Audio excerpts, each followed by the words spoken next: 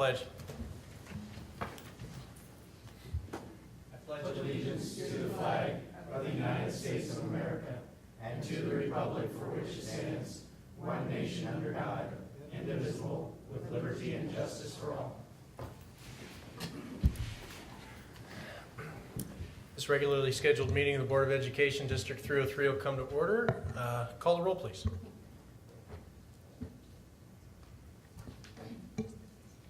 Allison Drini. Here. Vera. Here. Hill. Here. Hoheimer. Here. Howard. Here. Huey. Here. Wrigley. Here, all members are present. A quorum is established. First item on the agenda is the approval of minutes. Those minutes are from the regular meeting of July 23rd, 2018, and the policy committee meeting of July 23rd. A recommendation would be for board approval of those minutes as presented. So moved. Motion by Mrs. Hoheimer, second by Mr. Barra. Questions, comments on the minutes? Call the roll, please. Hill. Aye. Hoheimer. Aye. Howard. Aye. Huey. Aye. Wrigley. Aye. Allison Drini. Aye. Vera. Aye. The motion carries. Item 3, communications, public comments, and participation. As is our custom, we'll start with Board of Applause. Mr. Hill, we'll start with you. Mr. Howard, I'm going to borrow your microphone for just a minute. My board applause for this month is going out to the Dragon Booster Club again. I think later on in the agenda we're going to be talking about another donation that they're making, but the work that they've done, not only creating a baseline for our Booster Club the first year, but now truly giving back as a club or to our clubs by donating scoreboards and some very large ticket items is really incredible. So great work to everyone on that committee. Thank you to Dr. Owens for spearheading that effort a couple years ago. I know it was a big undertaking that was sort of regulated to us, but it's amazing what those volunteers have come up with and what they've done over the last 13, 14 months. So congratulations to all of them for their hard work. Thank you, Mr. Howard. I want to direct my board applause tonight to the faculty, staff, student assistants, administrators, and anyone else involved in the Chromebooks project. From inception to implementation required insight, planning, cooperation, and just plain hard work, which was compounded by a timeline and added pressure. I firmly believe the Chromebooks will enable each and every student to maximize their educational opportunities, and I think we've only begun to scratch the surface of it as an educational tool. My thanks to all. Thank you, Mr. Howard. Mr. Alessandrini.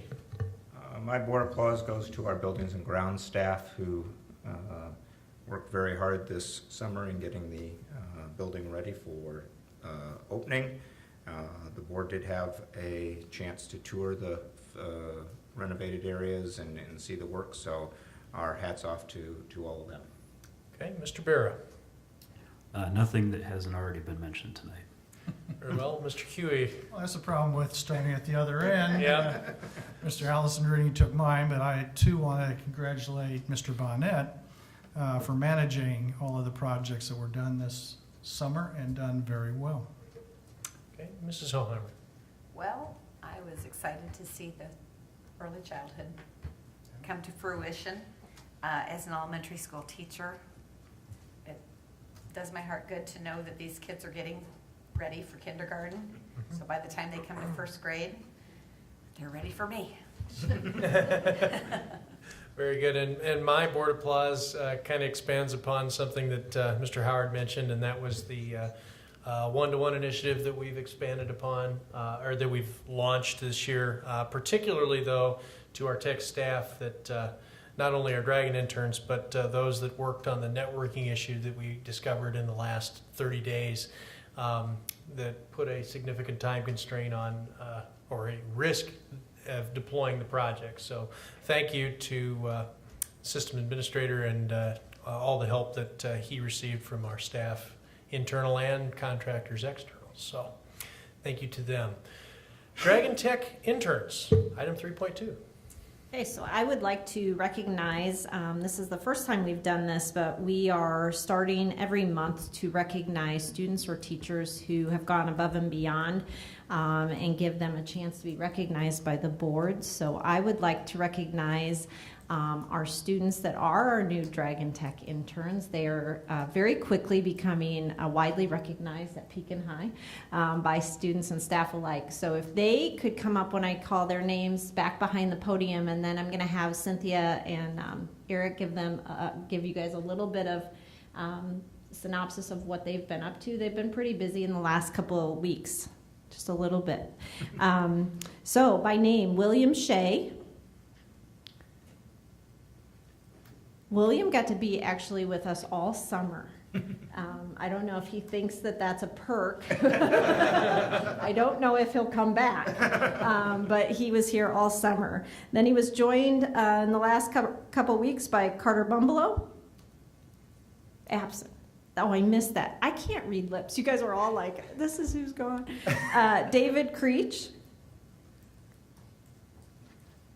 Stephen Johnson. Just in time. Mom walked in just in time. Miles Ish.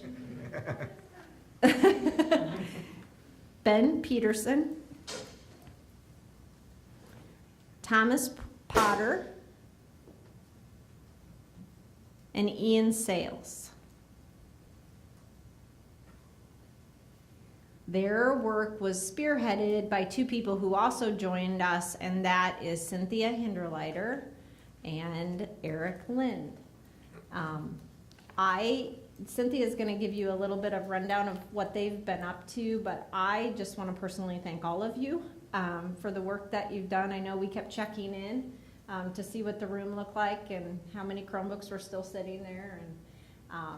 But when we came up with this idea, it was just an idea, and you guys have really put things into place and set the bar pretty high for anybody who comes to follow you. So I want to thank you so much for the work that you've done on this. We literally could not have done this without you in terms of the work that you've done. So thank you. But I'll turn it over to Cynthia, and she's going to kind of run down the things that they've done in the last couple weeks. I just wanted to give you a quick overview of what these students have been working on. About 2 years ago, we started visiting other schools and going to conferences and trying to figure out exactly how we were going to be able to fix Chromebooks for a school our size. We found that many schools in the area had student tech support desks, so we started visiting them, kind of getting ideas, coming up with their procedures to see what it would look like for us. So these are the students that actually signed up for an internship this year. They'll be with us for the entire year.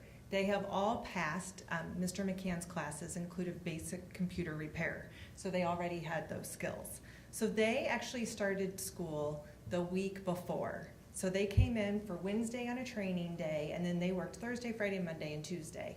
Thursday and Friday, we took over 1,900 Chromebooks, and they read the back of them, punched in a serial number in a computer, and assigned each one of those Chromebooks to a student. They opened up the lid and made sure the battery was charged, made sure the login screen. They physically touched every Chromebook, put them into a bag with the student's username and password so everything was ready to go. The whole time we were working in room B220, which is the lecture hall, and we were quickly running out of space, and so we had to find a way that we were going to store all of these Chromebooks, and we would all probably revisit this a little bit, because we would just basically tape a sign to the chair that said A9, A10. So each chair stood for the last letter of the last name by freshman, sophomore, junior, and senior. Then Monday, the fun started when we were given all of the first hour class list, and we had to go and find the Chromebooks and get them ready to deliver to the teachers. And so we gave lists, we started going out, delivering them to the classrooms, so that when every student walked into the school on that very first day of Friday, they had a charged Chromebook in their seat along with a student username and password. So they were essentially ready to go. And there was absolutely no way that we couldn't have done it without all of their help. They also came on open house night, sat and worked, showed parents how they were taking apart Chromebooks, putting together Chromebooks, talked about social media, answered any questions. And since last Monday, they have repaired 26 Chromebooks in 1 week. So Now, that number might seem a little high. We did have 3 broken screens, which we were able to fix within an hour, and we all kind of chuckle because by the end of this, we're gonna write a book on Chromebook screen excuses, like how they said that they broke them and how we think maybe that they broke. There's some good stories already. We had 5 repairs that were actually just warranty, so those Chromebooks came to us broke, and so all we have to do is ship them back to the factory, and we have about a week turnaround. Anytime a student comes in with an issue, we give them a loaner. So they still always have a Chromebook in their classroom. It's not like they're sitting there without a Chromebook. The rest of our repairs are basically batteries, trackpads, maybe some keyboards, and I'm especially proud of the fact that they have repaired these in less than 2 hours. We have never had a repair sit overnight. The repair is done, they're put back on the charger, they charge for about 45 minutes, and then they personally take it to the student in their classroom, get the loaner back, and the process is done. We've kept records, we have all sorts of spreadsheets and all sorts of information, so at the end of the year, we can kind of really look at our cost and exactly how the repairs went. So, to cut it short, because I could talk all night about them, there are lots of qualities that they have. So while they came and worked for us that week before school started, a lot of times, almost all of them went and worked another job. David here actually was not here the first week because he was at National Guard boot camp and is now in the National Guard. And so they all had many different things that they're working on. They're very hardworking. They are creative. Every day in their workroom, they have like a tech word of the day that they put on the board and discuss. I will be standing there at the beginning of the hour to say, hey, like this is what's going on, and they already know because they've talked to each other in the hallway or in a class, and they've already filled each other in on what's going on the day. So they are very hardworking, they're very motivated, they're independent, and we are very, very lucky to have them here at PCHS. Mrs. Hindley, Yes. what year in school are these young men? These are all seniors. They're all seniors. Yes, So you're gonna lose them, then you'll have to replace them. that is true. But they will be excellent training people. Well, I did the math sitting here, based on 7 guys standing there and 1,900 Chromebooks. Mhm. That's 271 apiece. I forgot about the Boombala boy that's not here. But anyway, after 271 of those things, I'd be cross-eyed. I'd be having nightmares about it. I'd be dreaming about it. Did anybody have any nightmares? I had to use a microscope. I was like, what's those numbers? Oh, yeah. They did. Well, that just makes me applaud what you young men did all the more. You represent yourselves in this school so extraordinarily well. It gives me a lump in my throat just thinking about it. Thank you. I have just one comment I wanted to make. No more excuses. Dog ate my homework. Yeah. Yeah, the dog did break. I was waiting for you to say somebody said their dog ate their screen. That is true. And believe us, the dog did Knew it. not touch the screen. But it was a good try. Well, thank you for your support. We really appreciate it. I want to commend too, she's giving all the credit to these young men, but we could not have done it with the work that Cynthia put in terms of organizing everything and just really, I mean, she literally worked all summer. She's not supposed to work all summer. She finally sent us an email, I think on July 28th, and said, I'm really gonna try not to work for 3 days, which was a lie, because she worked.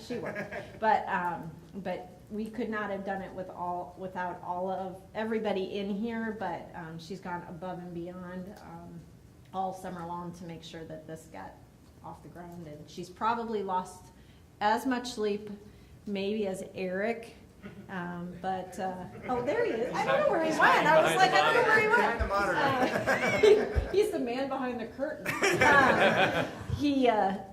But I know he's lost sleep, but I think she's already, the first day she's like, I don't know how we're gonna get these all collected. I'm like, we haven't even gotten them all distributed.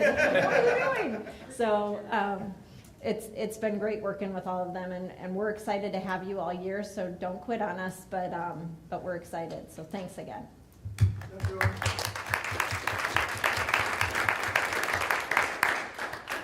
Owens, did it start 2 years ago in the technology committee? Well, we've been talking about one-to-one for about 5 years, but in earnest the last couple years, yeah. Yeah, I mean, you kept narrowing it down. Yeah, we got closer and closer, yeah. Yep. Thank you again for coming. Great job. Appreciate it. We'll go ahead and move on to 2017-18 summary. Mrs. Hubner.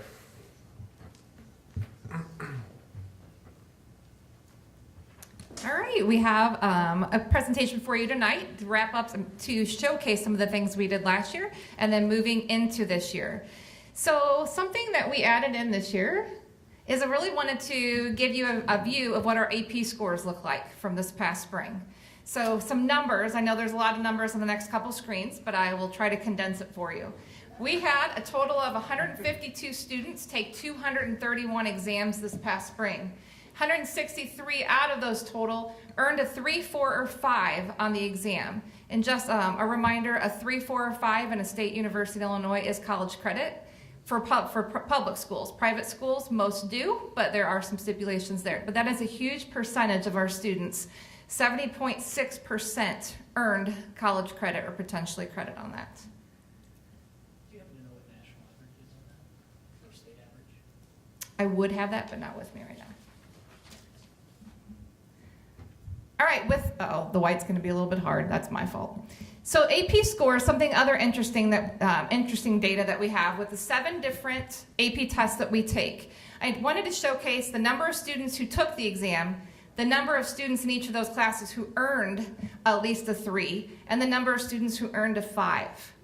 Just by looking and glancing at those numbers, that's pretty impressive.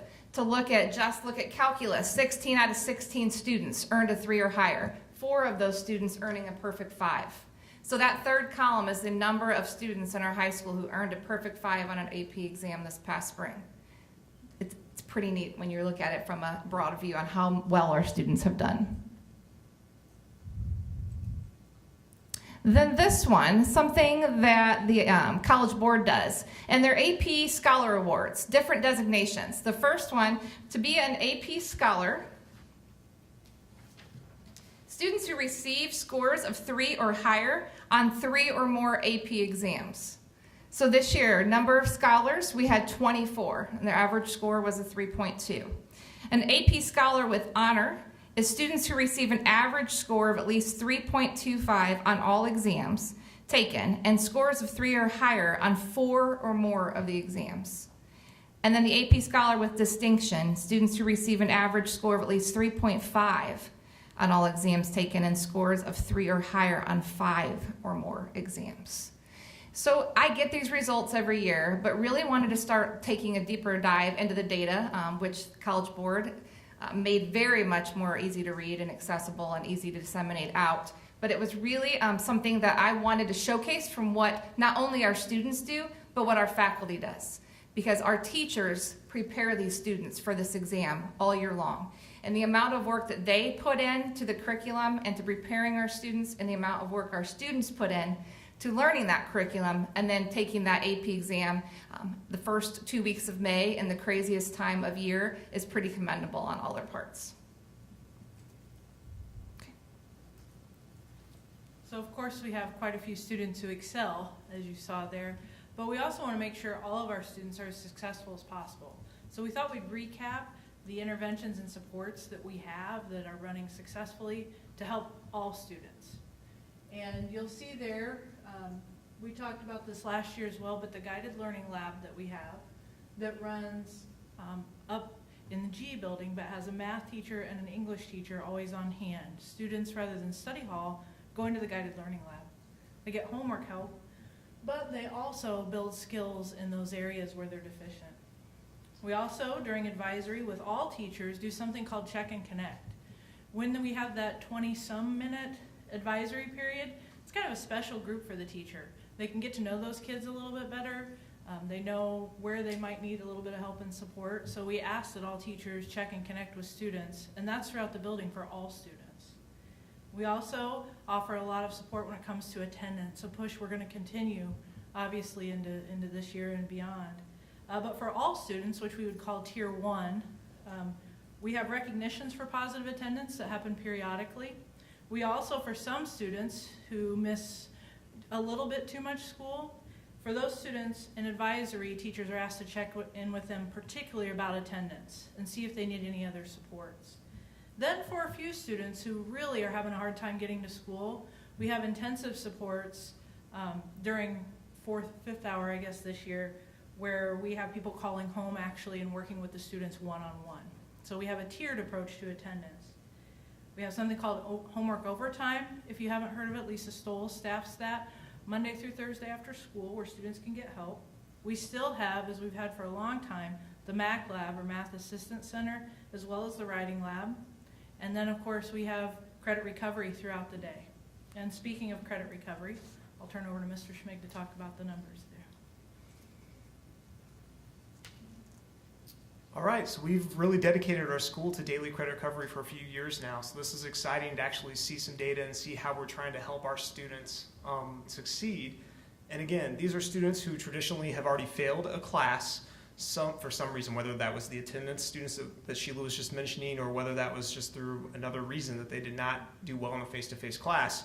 So in order to help them try to get back on track, we've started to open up dedicate some different hours of the day to credit recovery. So they get a computer-based feedback. It's Apex is what we use. It's the same program we also use in our alternative school currently. It does a really good job. We use something called Prescriptive, so that they can take a pretest and see if they already know a skill. If they're in Geometry 2 for the second time, they can take a pretest for every unit, and they can test out of certain content if they've really mastered it already, because that's the point of this, is to make sure they master the content. And then they can also try to freshen up on some skills that they were behind on. So here are our numbers, and you can see it from the 2016-17 season. Every semester that we've identified students and put them into credit recovery. And even now, we've actually had fewer and fewer sections in the 17-18 school year than we did previously, and yet we're still able to staff right around 140 students. And you can see the success rate there. So the way you can read the chart, it tells you the total number of students, but then also the total number of classes recovered during that semester. So the percentage that I chose to use there is a success rate for students that were able to go in and actually achieve and recover that credit that they didn't get for one reason or another. And I feel like around the 80 to 85% mark, that's a really good success rate for students who are already not doing well in a class. So again, I'd like to commend the teachers. At the same time, they're also running that MAC lab that Sheila just mentioned, and also the writing lab and the 2 different credit recovery rooms. So there's some pretty dynamic individuals to check in with a student who may not be traditionally successful, help them succeed, and then also help run an intervention at the same time. So again, it's really reflective of the type of teachers we have here. Another thing that we're trying to help with the credit recovery and the other interventions is we move on and look at the 9th grade retention rate. We want to try to focus on trying to get to our students younger and earlier on in high school so we can prevent them from falling behind. So that's been a lot of our focus as our community continues to change a little bit, and we have some needier people coming in through our school. We're trying to react by trying to help that out. And so you can see here that it's actually gotten a little bit down since the last time. So these are the 2 years that we've actually switched to the 5.5 credits required to be a sophomore.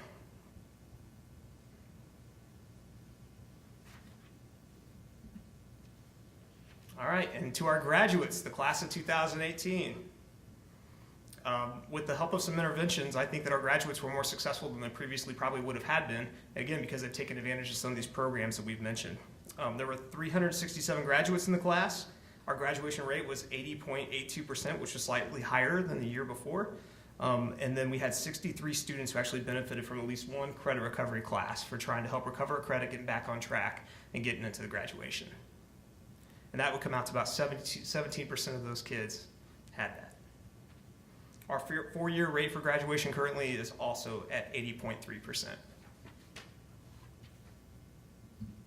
All right, Amy's going to talk some more about suspension and data comparison. Okay, just as I do what we did at the end of the year before, want to give you a little bit of a snapshot of what their discipline data looked like for last year.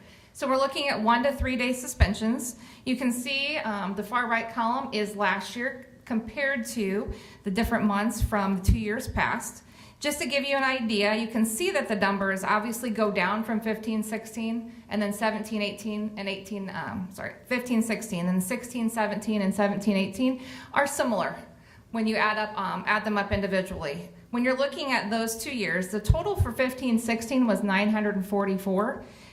16-17 was 510, and last year was 557. So slightly higher, but still within range and down quite a bit from the 2 years before.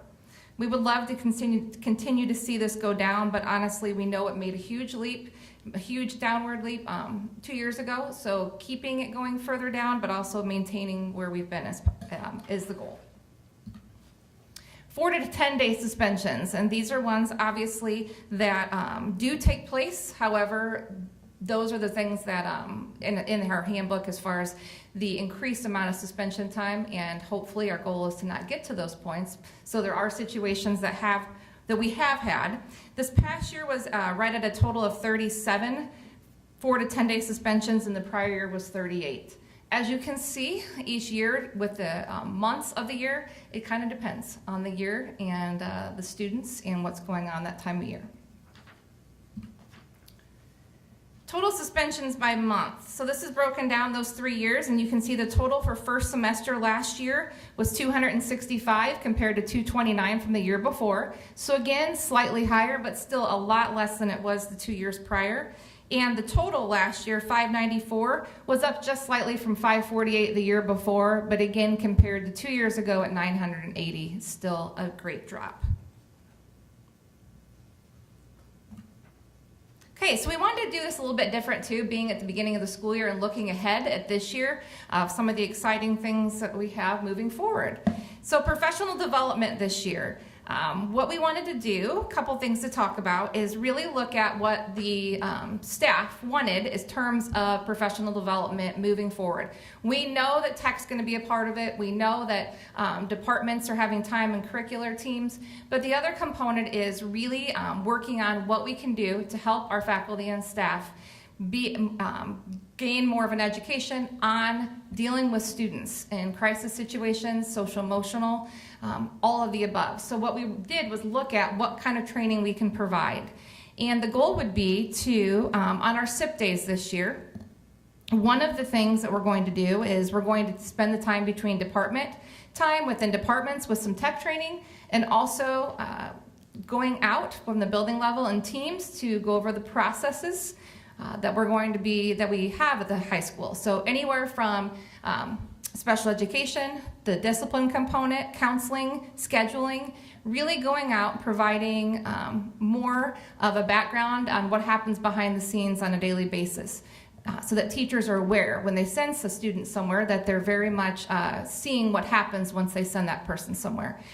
That's the process part. But what I had mentioned a minute ago about really providing that training for our faculty and staff, everyone, is we are looking at working with an outside component to bring in on faculty meeting nights, education and training about adverse childhood experiences, so the ACEs training, and some ideas of what we can do then in the classroom. So we want to focus on first semester, providing the background and the training of our students that are coming to us with multiple levels of need. Our teachers do an absolutely amazing job day in and day out, and it gets to the point where sometimes, what is the next step with students that aren't doing or aren't working. So looking at getting some education from the outside in here to provide what our students may truly be going through, not just not wanting to do homework and not wanting to be at school, but why. And digging deeper, and then hopefully moving into a little bit this semester, but next semester on what tools we can give them for the classroom as well. One of the things we're excited about coming up on the 5th of September is we have devoted an entire day to Safety Day. So we will be doing our active shooter drill first thing in the morning with the debrief and tourniquet training from a detective from the Pekin Police Department. And then we will move into safety meetings with our students. So we've done those different in the past. We've done those where we have all went to different advisory periods, and then we've done them in the theater. And so what we're going to do is larger groups again, but really utilize a couple hours during the day. So freshmen will be meeting in the morning, and freshmen and sophomores in the morning, and juniors and seniors in the afternoon to go over the important safety information in the building in depth with them. All right, Mr. Schmig's going to talk about some more exciting things ahead with ICC. Well, moving forward into this year, we've really expanded on our dual credit classes that we have to offer for the first time in several years. We're actually going to offer some core classes that are dual credit. We've always had a very strong CTE dual credit program, and now we're trying to add to that as well, so while maintaining those courses and expanding that. We started with last year allowing seniors to actually leave school and leave our campus with early college opportunities, and you can see the summary from some of those numbers there. And then you can see this year, the numbers have gone down a little bit, but they are all, we have 4 students right now. We have another one planning to add to that in the spring so far, but they can still sign up for the spring semester. But they're taking advantage of the online opportunities. The ICC's got a partnership with us where they can go on and they can actually hang out in the LC, use their Chromebook, work a few hours a day on their college class, and then also maintain their other classes for graduation. So it's not dual credit. They're not getting classes for us, but the early colleges, when they typically would drive to ICC, now the online environment is just really helpful and beneficial, and our kids are starting to take advantage of that. I think a lot of the kids that would have done that are taking advantage of a lot of the dual credit classes we have here with our qualified Pekin High School teachers who do a tremendous job. So you can see the total number below, and in parentheses under the dual credit, those are the amount of students in each of those courses. So research writing has 40 students and so on. So you can just see the amount of kids that are taking advantage of the dual credit opportunity here at Pekin High School.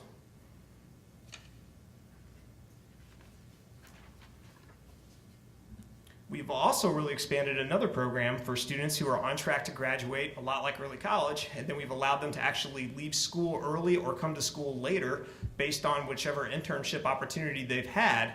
And we have a lot more. So we have the Dragon interns here in our building, but then we have kids that we're allowing to leave or come to school later because they're actually participating in internship programs here in the community. And I know that a lot of the people here in this room are invested in the community already, but we started off with just a few students last year. It didn't get a lot of traction, and then people really heard about what they could do as far as coming into the community.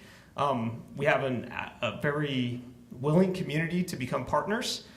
So if anyone hears of anyone else who would like to become a partner for an internship in the future, please have them reach out to myself or Joel Steger. Does a lot of work with internships, more than anybody knows behind the scenes with Joel, where he really tries to help line things up. To help explain the slide a little bit, the E4L program is a specific program that we actually started developing last spring. I think it was March or April when Joel Steger and myself met with Greg Tomlins from Caterpillar.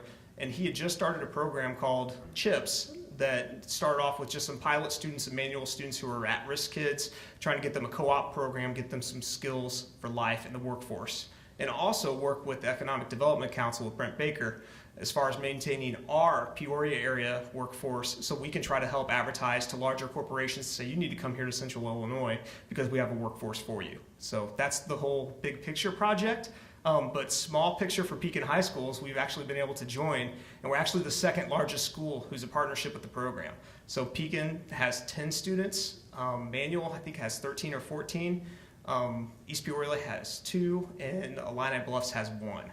And it started off where it was just going to be Caterpillar. However, Caterpillar couldn't really service all of our kids, and so Joel Steger and myself really started meeting with some other companies who were going to be interested in partnering, along with Brent Baker, trying to help reach out and start forging some relationships.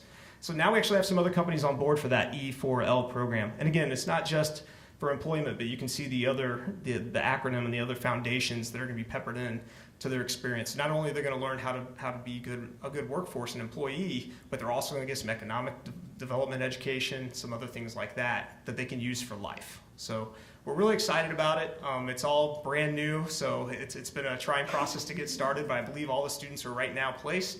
You can see the partnering companies there as far as that program.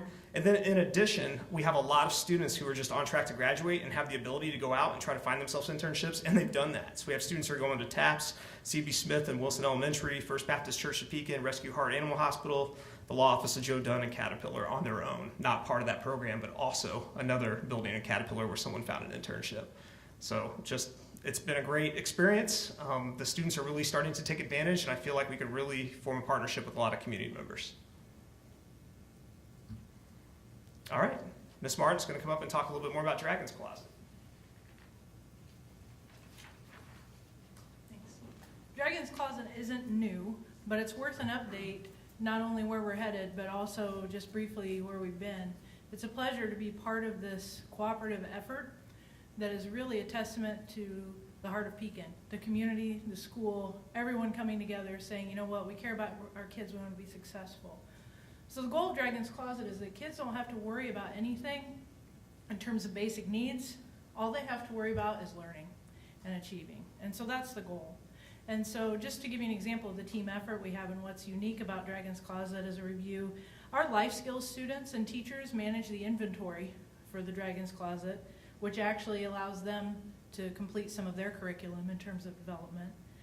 The social workers, we have 2 of them, track the students and the data, which is a huge job. Our retired teachers have come forward and they staff the Dragon's Closet 3 days a week. Counselors, special ed, and title faculty work with individual students when needed. Teachers and parents refer them. We coordinate efforts, we secure funding and facilities, and the community, of course, continues to provide donations and funding to keep this going. So it really is a complete team effort. As far as the support that we show students, this past year, around 460 students visited. I say around because we have some questions on some names that may be repeats or not. But right around 460 students visited, which of course is around a quarter of the population. Parents can sign up their students through online registration. We did that last year and again this year. And early returns are, we have 563 students identified to visit this year. So it appears as though our numbers are up. So we will continue to grow. Our special events we had this past year, we had a supply drive at holidays and breaks. We have an outreach team here at the school, and we sent students home with extra food. We partnered with Student Council at Thanksgiving to meet the needs of our students for Thanksgiving meals. And this past year, we had extra certificates and we paid for several students to go to prom. And we also, through donations, were able to get their clothing and jewelry and free hair and nails and such. And I'm happy to report I saw some of them there and they stayed the whole time. Good. Looking forward into this year, we had the supply drive again. This year we had, so far it's still trickling in, but 94 students received supplies, a backpack, calculators, all the necessary supplies. We had many donations of time, money, and supplies from some people in this room. And you can see there the different groups, and you recognize many of them in your board agendas as well, because they just keep giving. An expansion of last year is that we now have a bigger room, which was necessary, greater selection. We know better what these kids need to be successful. We will have more special events. I know they want to grow the prom idea and make it so that a part of the education isn't just classroom. It's that social piece as well. And we want all students to feel like they're part of our community. So trying to get them all to where they can do that. And continued partnerships, of course, with our own outreach team and student and community organizations.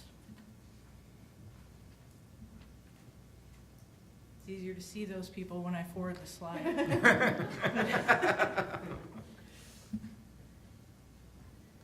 I just want to close by saying it's been an amazing start to the school year.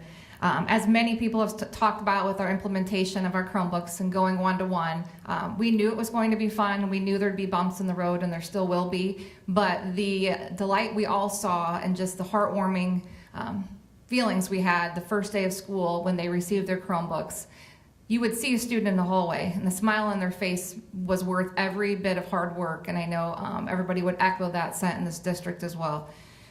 I can't thank, and I would like to echo that as well, thank them enough for the work that they've put in to make it all possible to start the first day of school. They had a lot of fun over the summer. It was great getting to know all of the students as well. And it's a really neat thing to walk into our LC now and see they have the coolest office. Yeah, the coolest office up there with everything laid out exactly what they need. I knew it was neat when I saw Mr. Shea walking down the hallway a few days ago, the end of last week, quickly, looking at his phone and getting there. Before school even started, he was on a mission for a tech support item he needed done before the school day started, and he told me he was just worried about getting to class on time. But he looked like an employee walking down the hallway. So we're very excited for what the future will hold for both our staff and faculty, staff, and students with our deploy, and we're looking forward to it.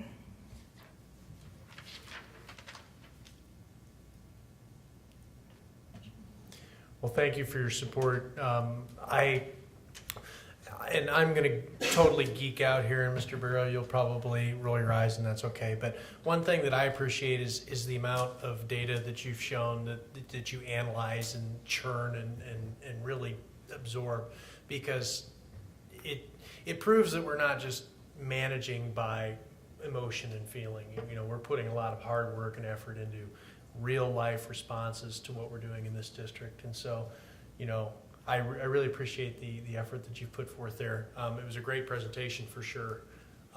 We're continually improving and we're tracking that. And so thank you for your efforts as well and your leadership. Other questions or comments from the board? Thanks. Thank you very much. Thank you.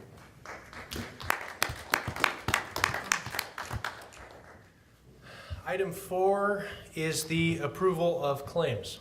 Mr. President, I move for the monthly payment of the monthly warrants as submitted in the amount of $2,492,502.09 for summary information and detailed information found under a separate cover. The motion is made to approve the warrants by Mr. Alessandrini. Is there a second? Second by Mrs. Hoheimer, excuse me. Will the secretary call the roll, please? Howard. Huey. Aye. Wrigley. Aye. Alessandrini. Aye. Barrett. Aye. Hill. Aye, the motion carries.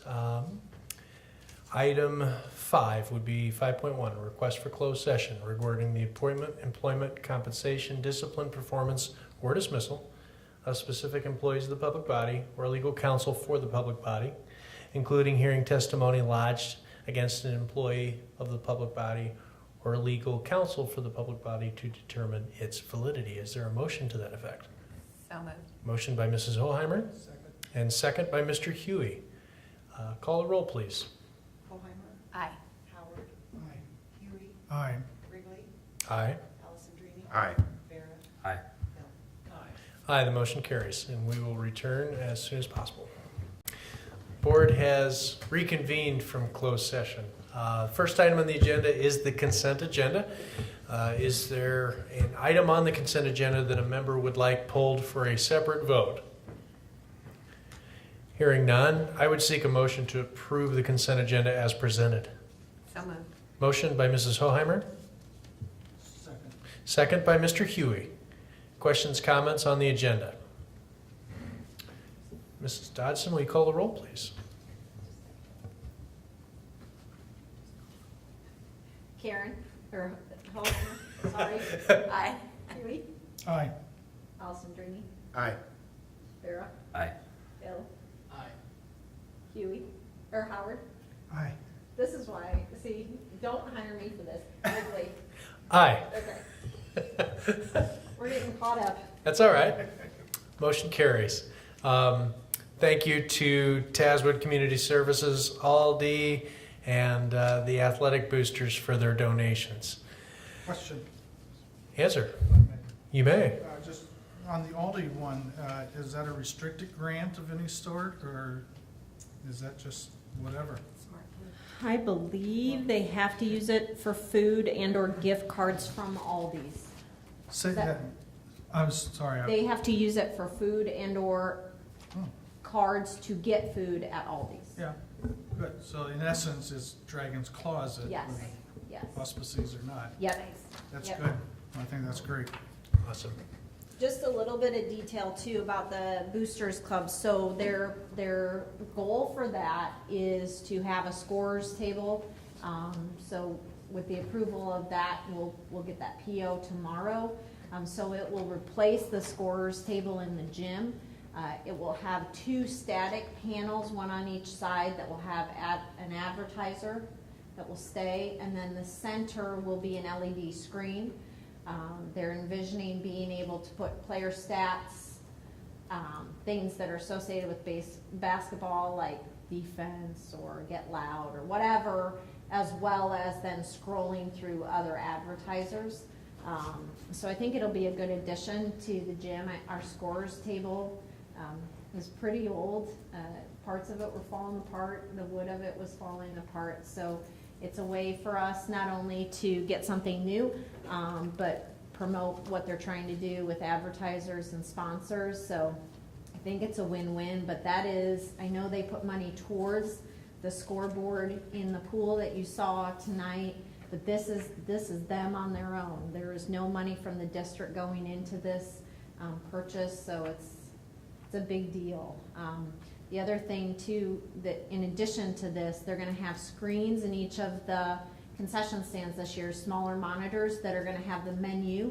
I think the thought is to try to then also not only have the menu digitally up there, but I don't know if they're gonna have scrolling through then the advertisers as well. So we definitely are, they keep moving forward. So it's exciting, but I just wanted to give you a few details because that's a pretty big purchase and things that we haven't brought here before. So. Okay, thank you for that. Item 5.3, policies for a second reading. Mr. Barra. Policy Committee is presenting 8 policies and 1 exhibit for a second reading. Note that there is 1 additional policy and 2 exhibits listed on the memo on the page number to the right. They are not included for the reasons cited therein. Policies and exhibit for a second reading 2260, the exhibit 330E, policy 440, 480, 520, 6135, 6240, 6250, and 750. That motion comes from committee, so it requires no second. Mr. Barra is the motion. Are there questions or comments from of the policies? Call the roll, please. Hill. Aye. Hoheimer. Aye. Howard. Aye. Huey. Aye. Alessandrini. Aye. Vera. Aye. Wrigley. Aye, the motion carries. Item 5.4, addition to the 2018 roster of graduates. Dr. Owens. So those 2 names that you see before you, Scott Kuntz and Joseph Tibbetts, are both now going to be graduates of Pekin Community High School. They have chosen not to come back, which they had the right to do, and are choosing to graduate out instead. So I would like to make a recommendation that the board approve them to be added to the list of the 2018 graduates. Motion for approval? We have a motion from Mr. Alessandrini. Is there a second from Mr. Barra to add these 2 names to the addition of, or the 2008 class graduates? Questions or comments? Call the roll, please. Vera. Aye. Hill. Aye. Hoheimer. Aye. Howard. Aye. Huey. Aye. Wrigley. There's one more, Mr. Alessandrini. I'm sorry. That's okay. And Wrigley votes aye. Motion carries. Item 5.5, tentative 2018-19 budget. Mrs. Schaefer. Okay, well, I'm not sure what happened, but I think I know how to clear a room. Look at that. I don't know what happened to our audience.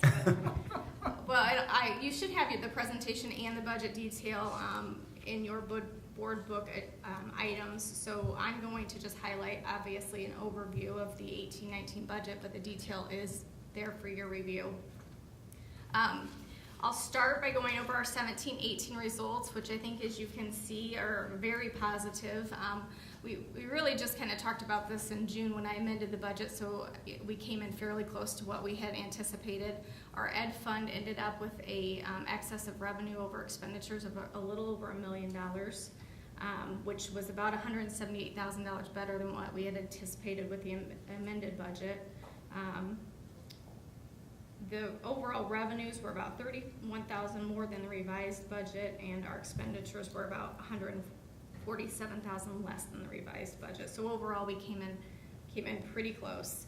Operations and maintenance came in with just about $400 than what we anticipated. We did have a deficit of about $690,000 in O&M as a result of projects that we knew were going to be completed during 17 and 18. The transportation fund came in about $222,000 better than we had anticipated, and that is due to receiving a 3rd mandated categorical right at the end of June that they released, and that was approximately $168,000 additional dollars that went into the transportation fund. Our non-operating funds consist of our IMRF, debt services, tort, capital projects, and health life safety. with the majority of those expenditures being spent paying off debt and paying for projects that we took out debt for health, life, safety. So we had about a $2.2 million deficit overall in the non-operating funds, with the majority of that coming from the health, life, safety fund, which we're spending down those bond dollars that we took out to complete those projects.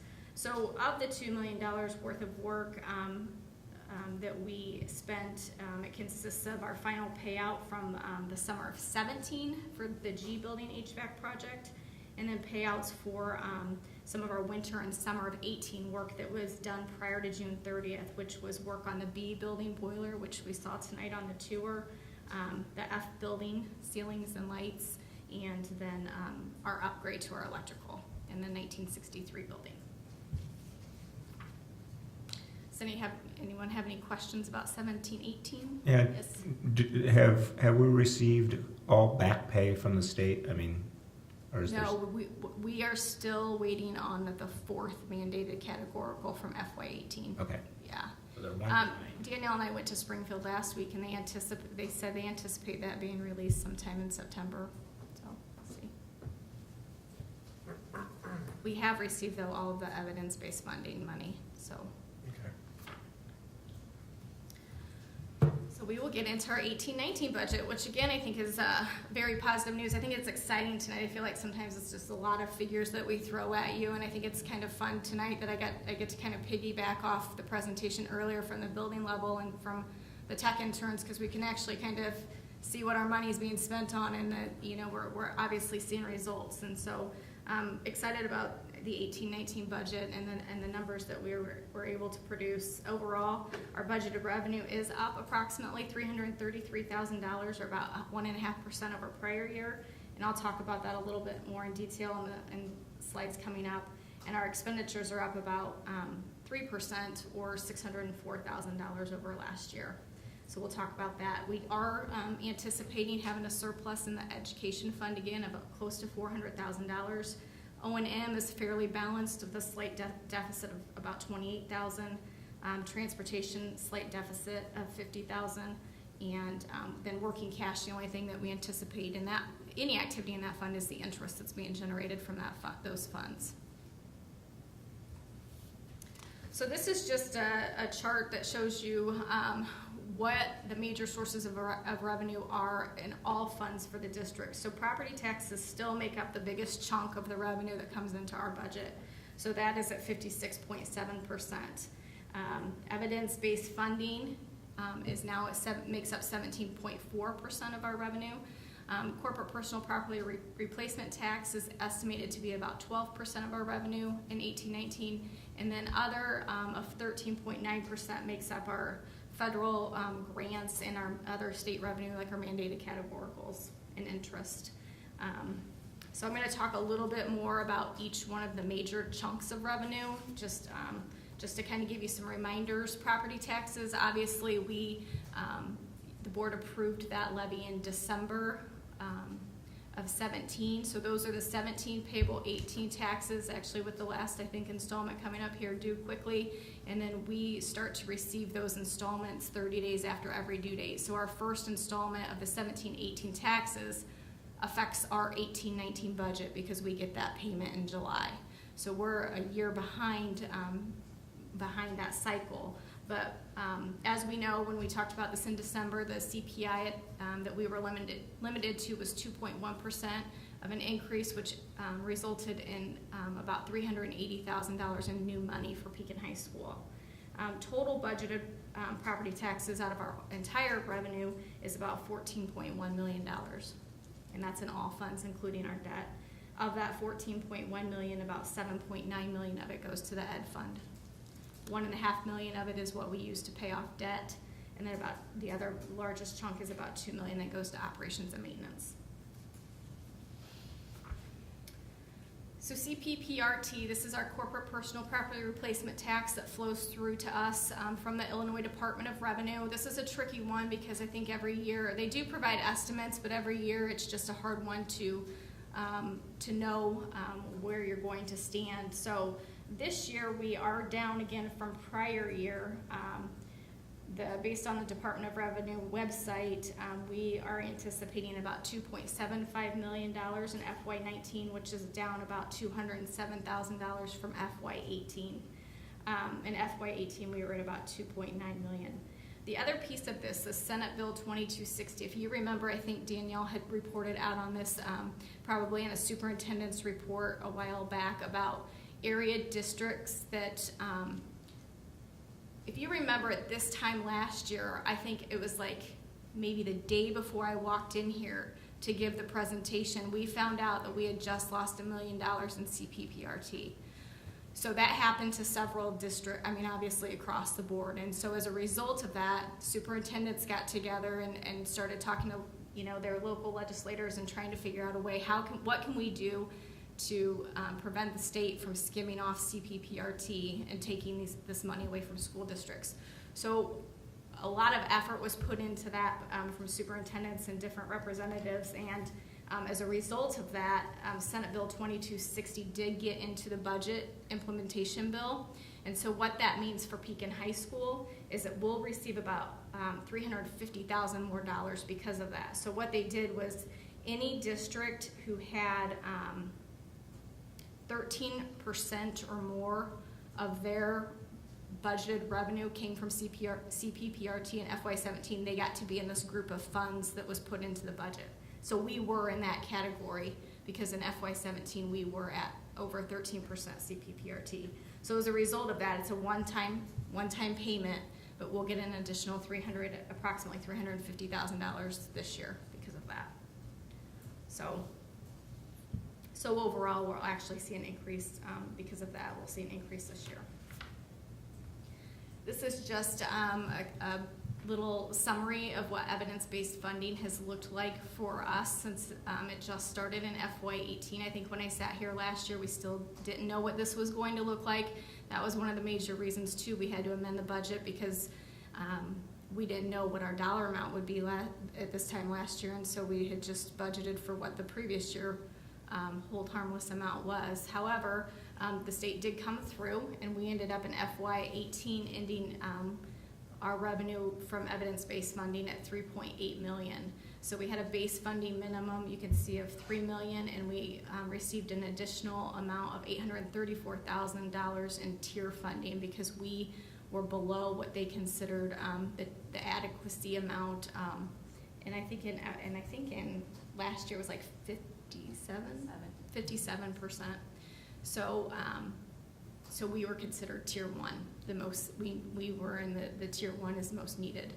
So then in FY19, your FY18 amount becomes your new base funding minimum. There's a $300 adjustment there that they did in the formula, so that's why it looks a little bit different. But in FY19, so our new base funding minimum is at $3.8 million. And then we received additional tier funding again of approximately $456,000, which puts our new evidence-based funding at $4.3 million, which gets us to 62% adequacy estimated. This year, to be considered tier 1, you had to be below 65% adequate. So we're still in that tier 1. So it's about $456,000 more over prior year. So then in fiscal year 2020, the $4,327,434 becomes right. the base funding minimum, and then whatever that right. tier percentage. Right. So realistically, that's going to go down to 200 and something. Right. Yeah. And it will just depend on too. I mean, they put the same amount in tier funding in the budget as they had the prior year. So if they continue to fund it at the same level, the year will continue to see that tier funding go down until we're considered adequate. Right. Yeah. And we'll probably, I don't know if it'll be next year or the year after, we'll probably then drop into tier 2. Yeah. There's a chance too, isn't it? And you need to correct me if I'm wrong on this. So when the state appropriated funds for evidence-based funding, because if you remember, part of the legislation was they had to set certain funding aside that could be used for like tuition to private schools. That was like part of the master deal that nobody really liked, but it got a deal done, and I think it was $50 million? Yeah. $50 million. So there's a chance, if that does not get used throughout this year, that would then kick back into like an additional payment. So none of us are banking on that, I think, budget-wise, but that could happen. And obviously, it would be distributed, I'm assuming, It'll based go on back their to the tiers. formula. So, I mean, there's a chance we would get even more money, but don't know. We'll see. So those are the major sources of revenue that I wanted to touch on, and then we'll move into expenditures. The education fund obviously is where the majority of our funds are spent. So it's about 76% of our operating budget. So I'll spend most of the time talking about the ed fund expenditures. Overall, our operating expenditures are up about $604,000 from prior year. The ed fund alone, though, increased by about 1.2 million. So some other funds brought that overall down because they decreased. But so just to kind of talk a little bit about where that increase comes from in salaries. We did see an increase of about $486,000 over last year. That's about a 5% increase on our budget. If you remember, the raise that's part of our contract this year was 3%, so that's part of it. And then we also added 4 new positions back in this year. We added an English position, a science position, a social studies position, and a math position. So of those 4 positions and all the different changes and things that happened with staff resigning and replacements, that was about a $137,000 net overall expense. We also have the new child care program, and so that has resulted into additional child care aides as well. As far as benefits go, there's not a lot of difference from the previous year. We had a really bad, I know we've talked about this, when we amended the 18 budget, but we had a big hit on our health insurance plan this past year. That was about $2 million in our ed fund in benefits. So we're anticipating it's a little bit less this year, hoping to see some benefits from changing networks and getting those deeper discounts maybe through Blue Cross Blue Shield that will help our claims a little bit. So budgeting about the same for benefits in 18-19. Purchase services are up about $248,000. A lot of that is mainly due to the one-to-one initiative. We did use a lot of title funding for software and licensing, and some title funding was used for our wireless network upgrade, but a lot of that is attributed to moving to one-to-one. We also, if you remember, signed an agreement with this wouldn't be in salaries, but it would be in purchase services because she's not our employee, but we signed the agreement with Taswood for an outside counselor for additional support for students. So that would show up in purchase services. Supplies are up about $230,000. Again, a lot of that has to do with one-to-one initiative. About $160,000 of that is from Chromebooks, actual Chromebooks that we didn't put through title funding. That was put through regular district funds and Chromebook bags, which obviously we have the instructional fee that will help offset some of that cost, but that was about $160,000 of the increase. Equipment's up about $136,000. Again, part of that is from our wireless upgrade and access. That part of that was funded through the title grant, but that's about $92,000 of that $136,000 increase. And then under tuition and other, the majority of that category is tuition, and that's tuition that we pay for our special education population that needs to go to another facility. That typically runs us about $1 million a year. We ended 17-18 with $936,000 being paid out in tuition for special ed, anticipating more of a figure of about $1.1 million in 18-19. So that is up slightly. So overall, we're looking at approximately, though, still with all of those things, about a $400,000 surplus in the ed fund, considering all of that in 18-19. Just some highlights of some of the other operating funds. Operations and maintenance obviously has a lot of activity going on. We met tonight. Obviously, we went on the board tour. You can see A lot is being done with the facility. In FY19, though, we are anticipating about an $800,000 decrease from last year. Just, really from the timing of projects and which projects are being funded with which funds. So the projects that are on the capital plan include we did the G building roof, and so in FY19 we have the final payout for that. Concrete sidewalk repairs, we had our new ID card access that was done over the summer, and part of that's coming out of the 18-19 budget. The G building hallway tile, and then the recrowning of the football field in the spring, which we anticipate being paid out prior to June 30th, which will hit this budget as well. Transportation fund, not a lot of difference in the transportation fund. We did have an agreement already that the board approved, and that we already know that was a 3% increase for 18-19. So that's a base contract with the city of Pekin of about $1.3 million plus fuel reimbursement. The other thing that's budgeted in the transportation fund, we set aside some funds to hopefully go out for bid for a new activity bus in 18-19. I think it's long overdue. Had a lot of issues with one of them. So the deficit that you see in the transportation fund is about the cost of the activity bus. So that's why that's just a little not off balance this year. But that's because we put those funds set those funds aside to hopefully purchase a new activity bus. Just briefly, the non-operating funds for 18-19. Not a lot of activity, not a lot of surprises here in 18-19. We will have some more health, life, safety funds being spent. Basically, it's just payouts that were left for the F ceilings and lights project and for the 1963 electrical upgrades. And we did talk tonight, O&M, about the remaining balance in health, life, safety, and how we hopefully can do future amendments to use some of that leftover funds to do other projects that can be considered health, life, safety funds.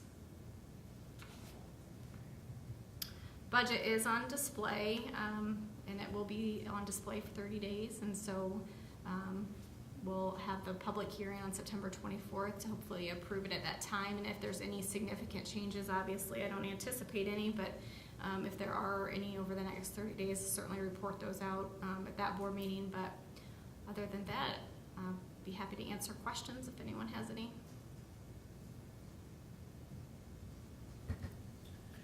Carla, I think I heard you say this, the equipment inside the Ed Fund, that's part of the wireless upgrade that was just purchased last month? Right. Or we ordered it last month, so that's gonna go in this next fiscal year's, or the current fiscal year's budget? Right. Okay. Yes. Questions, additional questions or comments from the board? So hearing none, the motion, let me pull the agenda back up here, I apologize. The motion would be to place the tentative budget on display for public inspection as presented. Is there a motion to that effect? Motion by Mr. Hill. Second. Second by Mrs. Hoheimer. Questions, comments, or discussions on the tentative budget? Call the roll, please. Hill. Aye. Hoheimer. Aye. Alessandrini. Aye. Vera. Aye. Howard. Aye. Huey. Aye. Wrigley. Aye, the motion carries. Items 6.1, 6.2, resignations in policy committee, Mr. Barra.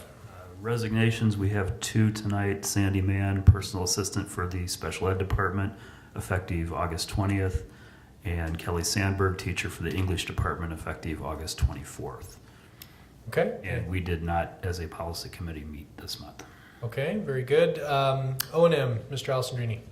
O&M did meet this evening. We reviewed the 2018-2019 projects. Most of them are completed or substantially completed. The only project that we will be recrowning the football field in the spring of 2019 after that season's over and those type of things. Then we started looking at 2019-2020. As Mrs. Schaefer outlined, a couple life safety items that are phased the F ceiling and lights phase 2 is coming out of next year's budget. 1963 electrical upgrade in the E building is coming out of health, life, safety funds. We know we'll have some remaining dollars, so we're looking at possibly campus transformers, chillers, reviewing the stadium press box that we would hope that would come under life safety funds, along with some other projects that would come out of district funds for the 2019-2020 year. One item we did talk about is specifically our HVAC system. A lot of that is from the original 1963 construction of this campus, and we'll continue to need major upgrades over the next within the next 5-6 years, probably to the tune of close to $14 million. And so as we look to, if the voters approve a 1 cent sales tax for facility improvements, that is a great use of those dollars that would not be covered under health, life, safety. But more information will be coming on that later. Excellent, thank you, sir. I was wondering if we were ever going to get our return on investment out of the original air conditioning. I think we can say we did. Student LMRC, our meeting for this, I believe it's the first meeting for this year, will be September 6th. Student achievement, next meeting is scheduled for the 20th of September. And FOIA requests and superintendent's report, Dr. Owens. There were no FOIA requests this month. In superintendent's report, just a couple things.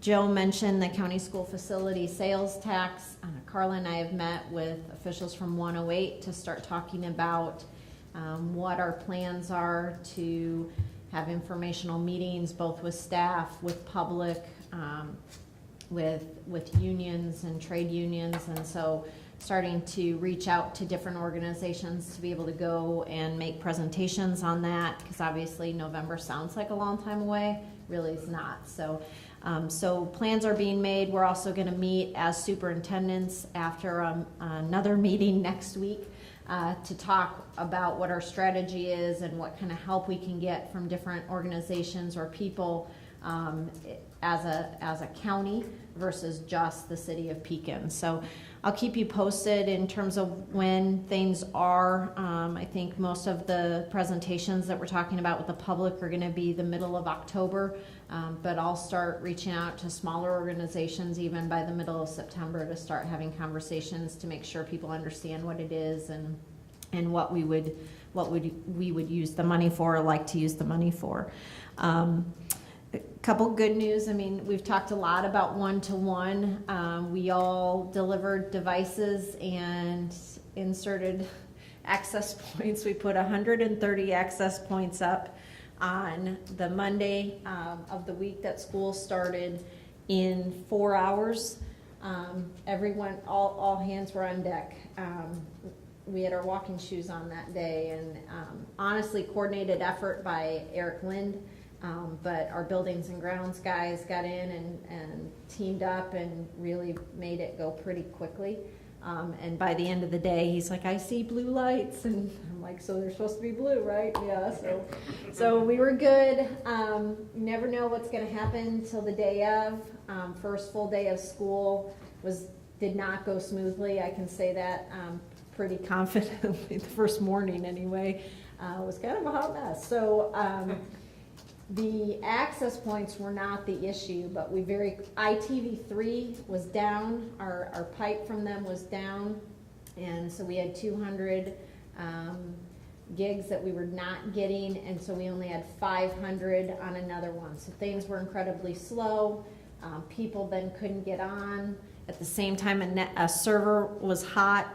I learned a lot about technology again on Friday, that Friday, in terms of the server. He fixed that, and then we immediately still had speed issues. So it was very, very clear that all of our planning was great, but we learned very quickly that the bandwidth that we thought was going to be able to handle everything was not. And so he worked really closely with Stratus to get us an increase in bandwidth for the rest of the afternoon. And so by lunchtime, we were back up and running. And so we've adjusted budget figures in terms of bandwidth and what that looks like.